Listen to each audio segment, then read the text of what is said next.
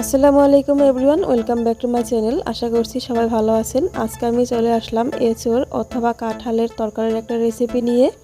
প্রথমেই আমি একটা প্যান গরম করে কিছুটা জল দিয়ে দিলাম। এই এঁচোড় সিদ্ধ করে নিতে হবে। এখন কিছুটা পরিমাণের হলুদ দিয়ে তারপর সিদ্ধ করে নিব। প্রথমে সিদ্ধ করে নিতে হবে। ঢাকনাতে ঢেকে দিলাম আর কিছুক্ষণের জন্য সিদ্ধ করে নিব। খুব বেশি সিদ্ধ করার প্রয়োজন নেই, যেহেতু আবারও রান্না করব। এই পর্যায়ে কিন্তু এই কাঁঠাল সিদ্ধ হয়ে গিয়েছে। নামিয়ে নিয়ে তারপর প্যান পরিষ্কার করে আবারও চলে আসলাম। কিছুটা তেল দিয়ে দিলাম, দিয়ে আগে থেকেই কেটে ধুয়ে রাখা আলু ভেজে নিব। তাই আর কিছুটা হলুদ দিয়ে আলু ভেজে নিব। এই এঁচোড়ের তরকারির সাথে কিন্তু আলুটা দিবেন, এতে করে খেতে অনেক বেশি টেস্ট হবে। আলু যখন একটু ভাজা হয়ে যাবে ওই পর্যায়ে দিয়ে দিতে হবে এঁচোড়। দিয়ে এই আলু আর এঁচোড় একসাথে ভেজে নিতে হবে। আর এই পর্যায়ে দিয়ে দিতে হবে একটু করে লবণ। লবণ দিলে কিন্তু এই ভাজার সময় কিছুটা সিদ্ধ হয়ে আসবে, ওই জন্য লবণটা দিতেই হবে। ভাজতে ভাজতে যখনই দেখা যাবে কালার চেঞ্জ হয়ে গিয়েছে ওই পর্যায়ে নামিয়ে ফেলতে হবে। এখন এই আলু আর এঁচোড় ভাজা শেষ হয়ে গিয়েছে, তাই আমি উঠিয়ে নিচ্ছি। নিয়ে ওই প্যানে আর একটু তেল দিয়ে দিলাম।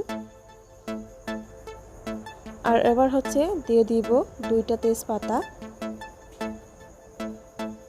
আর ফোড়নে গোটা জিরে দিতে হবে।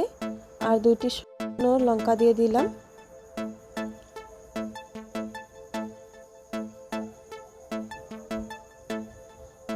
আর পরিমাণ মতো পেঁয়াজ কুচি আর কাঁচা লঙ্কা কুচি দিয়ে নাড়াচাড়া করে তেলের সাথে কিছুক্ষণ ভেজে নিতে হবে। আর পেঁয়াজ কাঁচামরিচ একটু লালচে কালার করে ভেজে নিতে হবে।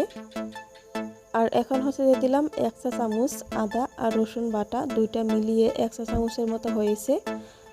ভাজতে ভাজতে যখনই আদা আর রসুনের কাঁচা গন্ধটা চলে যাবে ওই পর্যায়ে আর ভাজার কোনো প্রয়োজন নেই। একটু জল দিয়ে দিলাম, মশলা কষিয়ে নিতে হবে।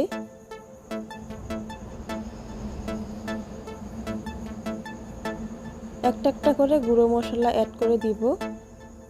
জিরা গুঁড়ো, ধনিয়া গুঁড়ো, আর দিয়ে দিলাম হলুদের গুঁড়ো।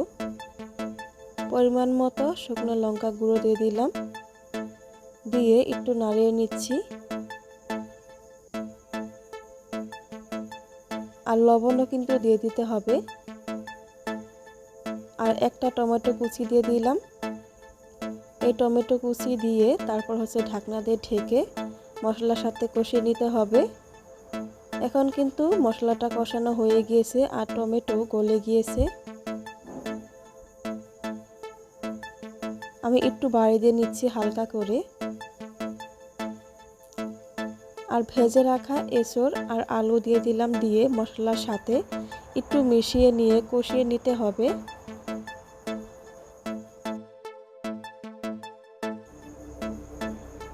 আমি আর একটু লবণ দিয়ে দিলাম, লবণের পরিমাণ একটু কম বলে মনে হয়েছিল।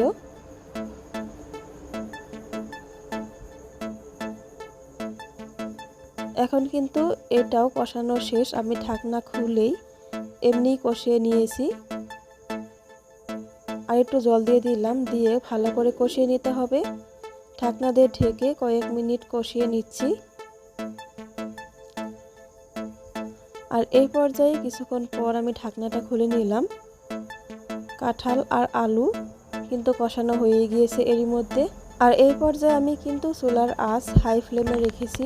রেখে এই কাঁঠাল আর আলুর নিচে যে হালকা হালকা একটু মাখা মাখা ঝোল আছে ওইটা শুকিয়ে নেওয়ার জন্য আবারও একটু জল দিয়ে দিলাম, ঝোল দিয়ে দিলাম।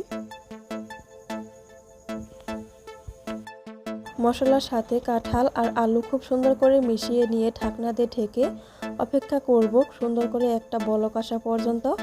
আর এর মধ্যে কিন্তু বলক অনেক আগেই চলে এসেছিল। আর ঢাকনা দিয়ে ঢেকে রান্না করার পর কিন্তু খুব সুন্দর করে সিদ্ধ হয়ে গিয়েছে।